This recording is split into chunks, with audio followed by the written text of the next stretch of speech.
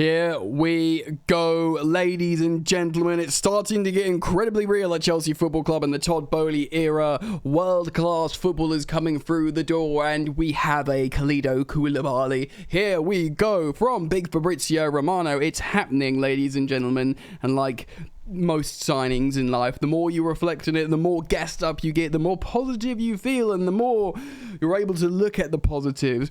Kalidou Koulibaly, an absolutely elite professional leader, captain of Napoli, captain of Senegal, which he just led them to an African Cup of Nations title win.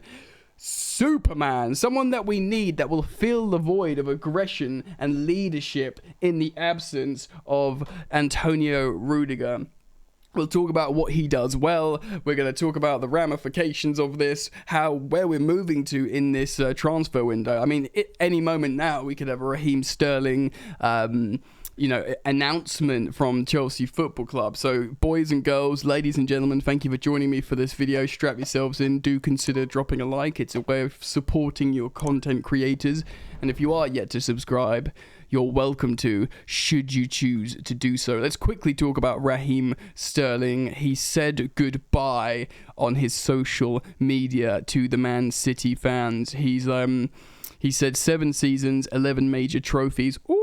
A lifetime of memories. The coaching staff who have played a massive role in my development over the years, to my teammates who have become more than just those I share the pitch with, the backroom staff, to the office staff, to the fans who have tirelessly supported the team, and everyone involved in Man City, my respect couldn't be greater. What a ride it's been. I'm thankful for the ups and the downs, as it's the downs that have, at times, tested my strength and resolve and enabled me to stand here in front of you, the best possible version of myself.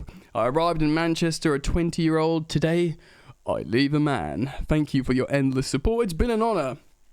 A nice goodbye message to the Man City fans. There's also been an edit uploaded on his social media, the classic stuff, scoring loads of goals, lifting trophies, etc., etc. City fans split on social media. A lot of them angry, thinking he's a snake. A lot of them very thankful, saying he's a legend.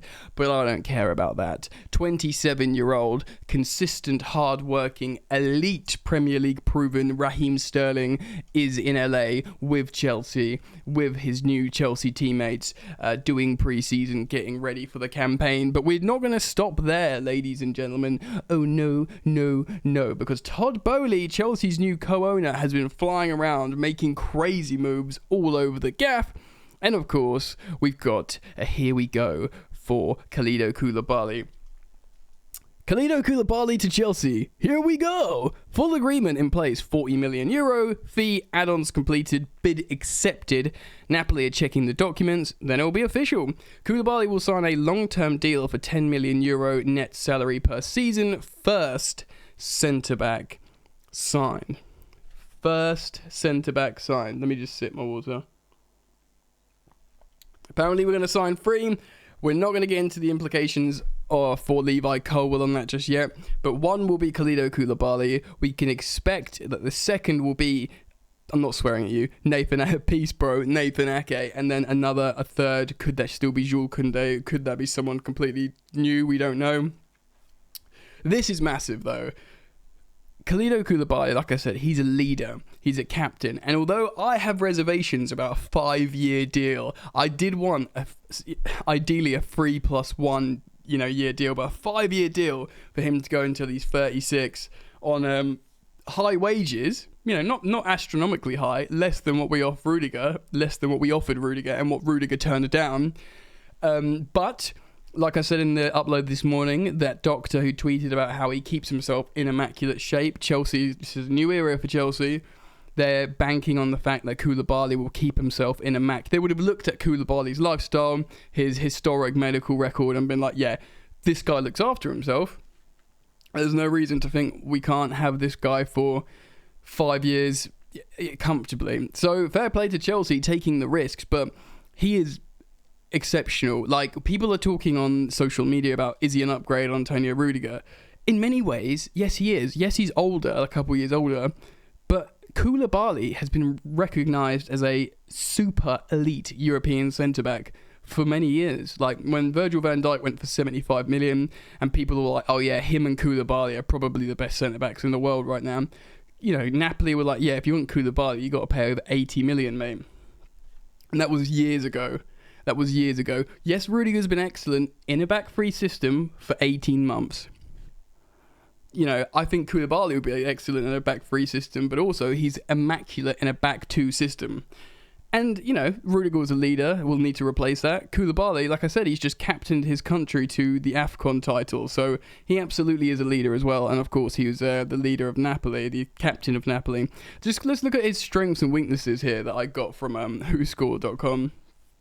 So his strengths are his passing, blocking the ball, and his concentration. He's a very intelligent centre-back. He doesn't mess about, and he's very, very experienced. His weakness is his discipline, but in a way, if you're going to have one weakness, why not be disciplined? Get a bit aggressive, you know, get a bit angry, get inside the opposition players' heads and stuff. I like it. I like that. His style of play is likes to dribble, likes to play short passes. Total football, baby. Do you know what I mean, man? So I actually think that's fine. That suits us really, really well. And the likes to dribble bit is important because it will be replacing Rudiger's ball carries into midfield. I mean, I think he's right-footed, Koulibaly, but we'll have to see. But, you know, technically Rudiger was right-footed as well. I just want to quickly show you this as well. His scouting report on from FBref for further context of what he's good at. As you can see, he's gets a lot of shots on target versus centre-back. He's in the top 1%. So he loves to get to try and pop off shots. Passes attempted incredible. Like he basically does a lot of passings. A lot of passing. SCA is defensive actions that lead to a shot attempt, which is really, really good. So he's part of like the build up to the attack. Dribbles completed. Players dribbled past. So again, that sort of ball carrying defender that goes up the pitch. SCA is successful dribbles that lead to a shot, which is really good. And GCA is defensive actions that lead to a goal, which is really, really good. So you've got tackles won, very good. Dribbles attempted, very good. Goal shot. Goal created. So basically, look, man, he's a really, really experienced, sensible defender. He's a really good mentor, leader, positive influence on all the other centre-backs and players. He's a good ball carrier, dribbler, and he's a no-nonsense defender. The more I reflect on this, the more I get excited about it.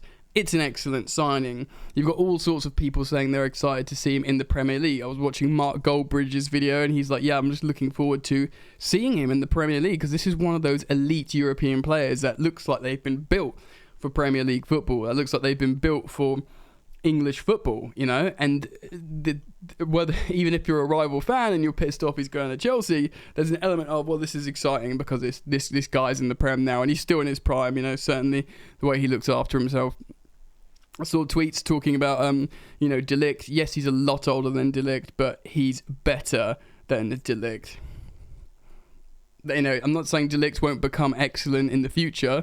And you know, he's got his own leadership qualities, etc., etc., etc. But for someone to drop in right now, playing really well, Jorginho will certainly be very excited about this. His ex-teammate that he was close with, of course, another teammate of his internationally, we had Edouard Mendy in goal, that he will be playing in front.